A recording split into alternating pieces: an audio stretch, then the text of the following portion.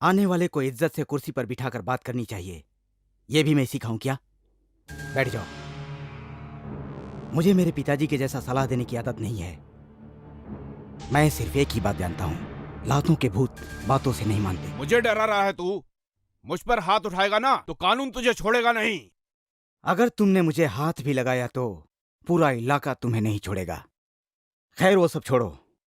देखो, अच्छा काम करोगे तो लोग शाबाशी देंगे, वरना लोग जूतों से मारेंगे। जाने से पहले मेरी एक बात और सुन लो। कल सुबह 10:30 बजे से 11:30 बजे तक मुहूर्त अच्छा है। लड़का ये है, लड़की वो है। मंत्र का उच्चारण करने वाला पंडित मैं हूं।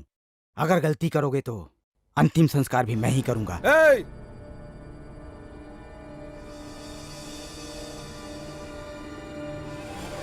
मेरे बारे में जानते हो ना? अरे रे किया तो 5 साल, किया तो सिर्फ 3 मिनट।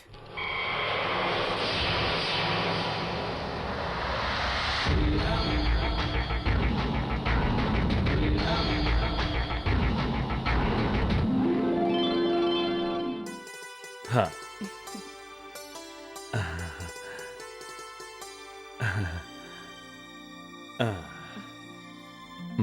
सब अच्छा होगा।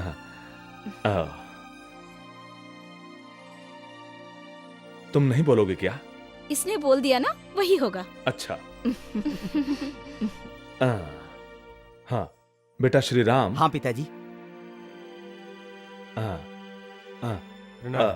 मैं डीसीपी के पास जा रहा हूं, तो इंजीनियर के पास जाके प्लान रेडी है, लेके आ जाओ। कैसा प्लान? हाँ बेटा, तुम लोग अब बड़े हो गए हो। शादी के बाद रहने के लिए तुम्हें भी तो घर चाहिए ना।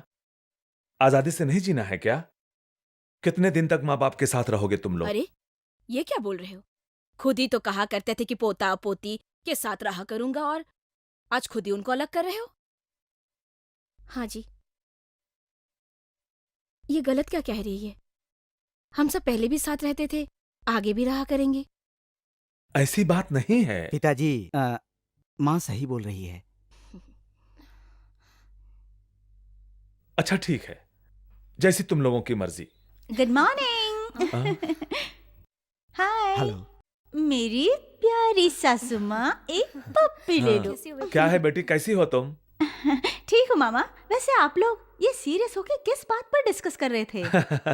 ऐसी कोई बात नहीं है बेटा, इन लोगों की शादी ब्याह करा के अलग अलग घर बना के रहो ये बोल रहे थे, लेकिन ऐसा नहीं हो सकता, ये हम बोल रहे हैं। Very good, that's like a good brother. Thank you. ये इंग्लिश में क्या बोल रही है? तू बिल्कुल बेवकूफ है वसुंधरा।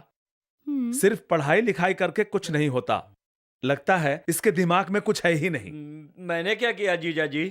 अरे तुमने क्या किया? कल पुलिस स्टेशन में तू क्या बक रहा था? अब गुस्सा छोड़ दीजिए, छोड़िए ना मामा जी। वो मेरे पिताजी की आदत है, सब मिलजुल के साथ में रहते हैं, ऐसे रामायण में सुना था, लेकिन देख रही हूँ यहाँ। लेकिन आप में कमी है। क्या कमी है? दशरथ को 3 बीबियां थी और 4 बच्चे थे। हाँ। और आपके पास एक एक की कमी है। वो हो गया तो उस जगह पर मैं रहना चाहती हूँ। भाई, वो शुगर फैक्ट्री के मालिक के छोटे भाई को गाली दिया, इसलिए उसके छोटे भाई ने आत्महत्या कर ली।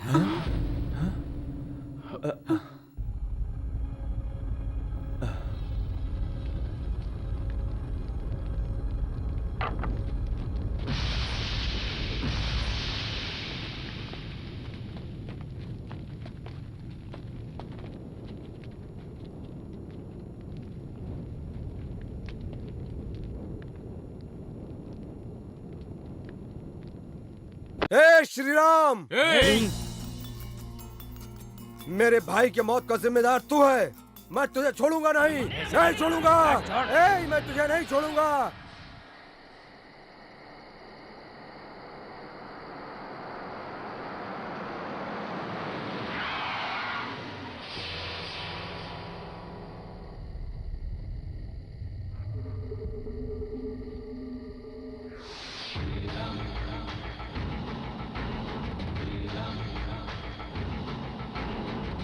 ओहो, श्री राम है, कहानी खत्म हो गई।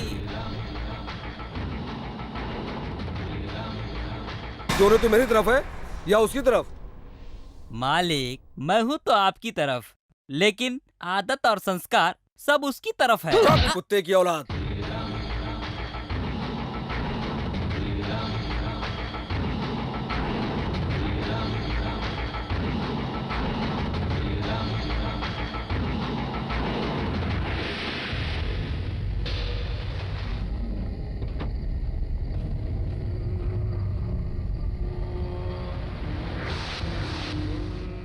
क्यों?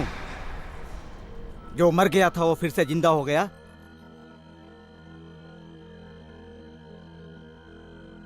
इज्जत से उस लड़की से शादी कर लेगा तो ठीक है, नहीं तो पुलिस के रिकॉर्ड में मरा हुआ तुझे मैं सचमुच मार डालूंगा।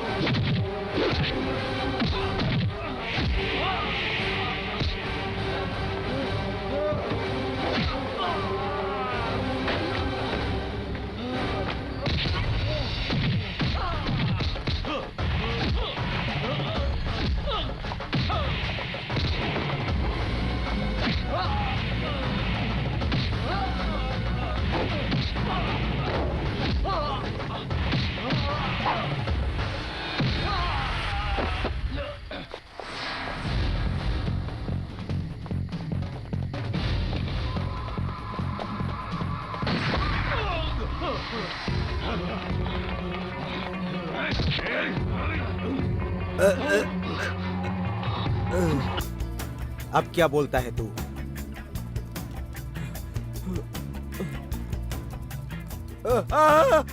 श्री राम, श्री राम, श्री राम, तू मेरे भाई को मत मार, मैं उसको शादी के लिए मना लूंगा।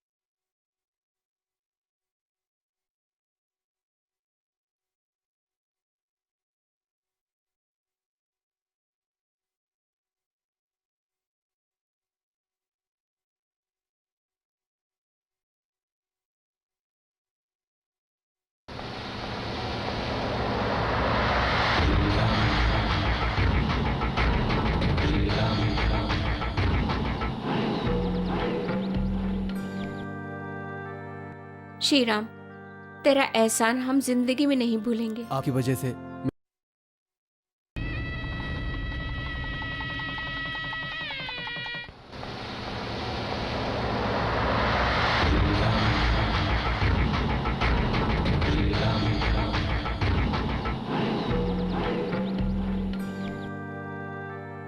श्री राम, तेरा एहसान हम जिंदगी में नहीं भूलेंगे। आपकी वजह से मेरे घर की इज्जत बच गई। जाओ।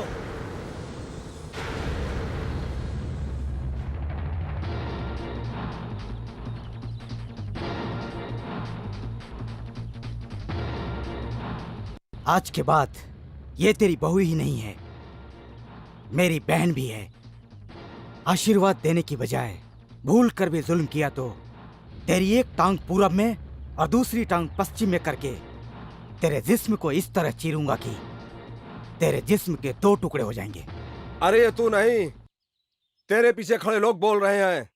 तू अगर इनका साथ छोड़ के अलग हो गया, ईश्वर के सर से उतरा हुआ सांप हो जाएगा तू। तब मैं तेरे जहरीले दांत उखाड़कर तेरी खाल उधेड़ लूंगा, उसमें तेरी बोटियां भर दूंगा। हाँ, तू सही बोल रहा है। मैं जिनके बीच में पल के बड़ा हुआ और जिनके बीच में मेरा जीवन गुजर रहा है, जिनकी वजह से मैं जिंदा हूं, उन्हें मैं नहीं छोड़ सकता। फिर भी मेरी एक बात गौर से सुनना।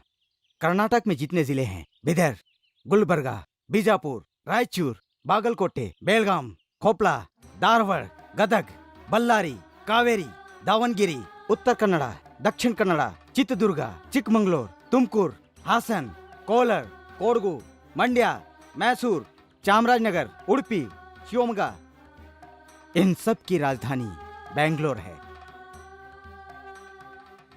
टोटल 27 जिले हैं, 175 तालुका, 745 पंचायत, एक जिले में 800 गांव भी हैं, लगभग 25,000, 4 करोड़ लोग हैं।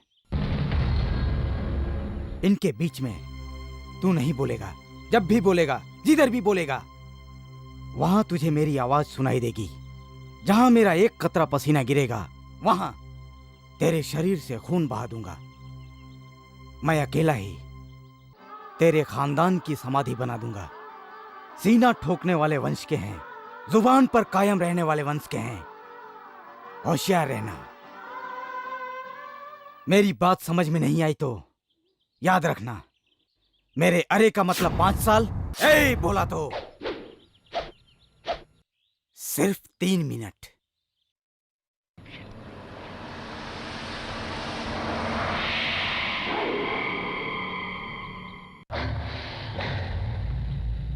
तेरे को अगर मैं चेयरमैन का पोस्ट दिला दूं तो तू मुझे कितना देगा?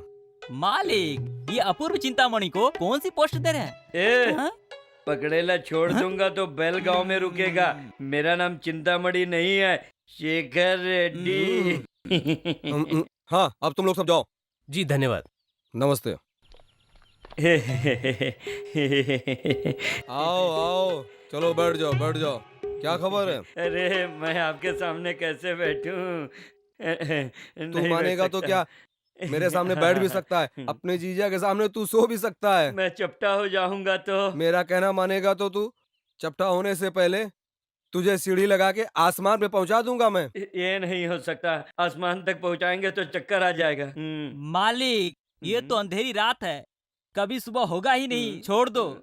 मतलब? हाँ, सच है ना, जब तेरी बहन की शादी हुई थी सत्या के साथ, तब उसने तेरी बहुत तारीफ की थी। उसके बाद घर के सारे कुत्तों को भगाकर तुझे घर की रखवाली के लिए रख लिया।